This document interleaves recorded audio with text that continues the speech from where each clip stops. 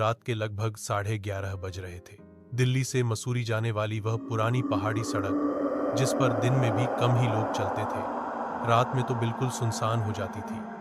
घना अंधेरा, दोनों ओर ऊंचे ऊंचे पेड़ और बीच में पतली टेढ़ी मेढ़ी सड़क, मानो कोई काली नागिन पहाड़ों के बीच बल खा रही हो। अमित अपनी कार खुद चला रहा था। उसके साथ उसकी पत्नी नेहा और 8 साल की बेटी अनाया पीछे की सीट पर सो रही थी। शहर की भीड़ से दूर यह सफर उन्हें सुकून देने वाला लग रहा था, लेकिन अमित के मन में कहीं न कहीं एक अजीब सी बेचैनी थी। नेहा ने कहा, अमित, क्या हमें रात में यह रास्ता लेना सही था? मुझे ठीक नहीं लग रहा।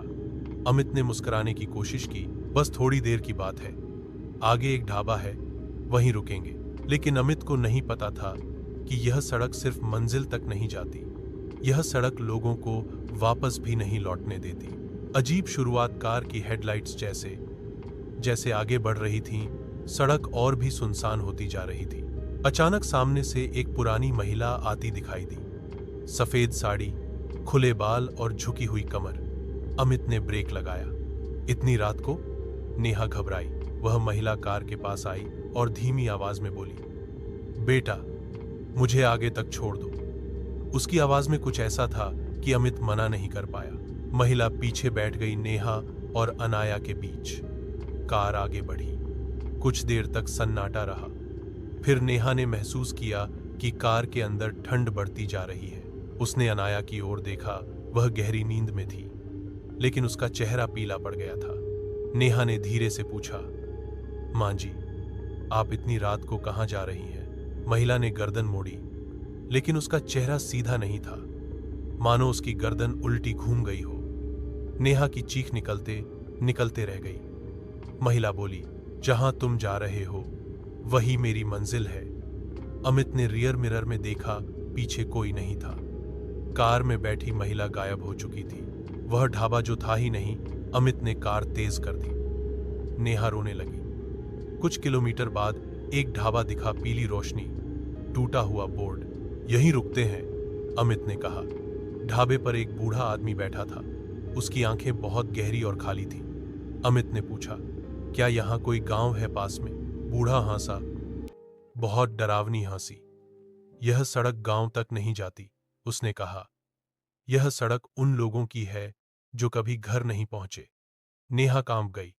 क्या मतलब? बूढ़ा बोला, 50 साल पहले यहां एक बस पलटी थी। पूरी बस जल गई। तब से जो भी रात में इस सड़क पर रुकता है, वह भी यहीं रह जाता है। अमित ने पीछे मुड़कर देखा। ढाबा धीरे धीरे गायब हो रहा था। रोशनी बुझ रही थी। उन्होंने कार स्टार्ट की और भाग निकले। सड़क का खेल अब सड़क वही थी, लेकिन कुछ अलग था। हर मोड़ पहले जैसा ही लग रहा था। वे घूम फिरकर उसी जगह लौट आ रहे थे। घड़ी की सुइयां रुक चुकी थी।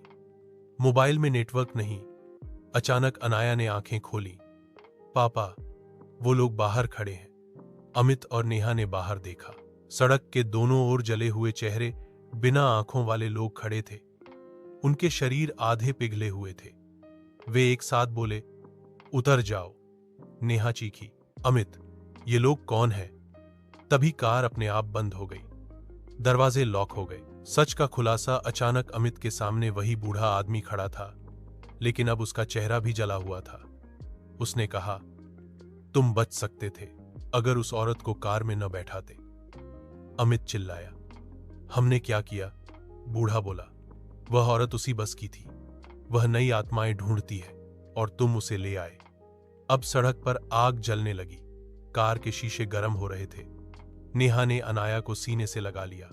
भगवान, हमें बचा लो। अंत या शुरुआत? अचानक तेज रोशनी हुई। अमित की आंख खुली। वह अस्पताल में था। डॉक्टर ने कहा, आप लोग बहुत भाग्यशाली हैं।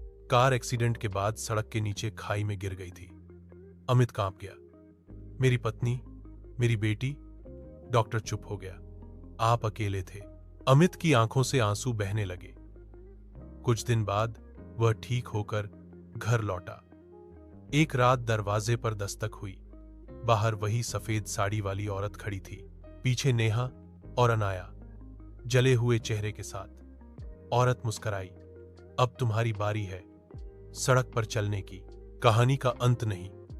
कहते हैं आज भी उस पहाड़ी सड़क पर अगर आप रात में सफर करें और कोई आपसे लिफ्ट मांगे तो मना कर देना, क्योंकि कुछ सड़कें मंजिल तक नहीं, सीधे मौत तक ले जाती हैं।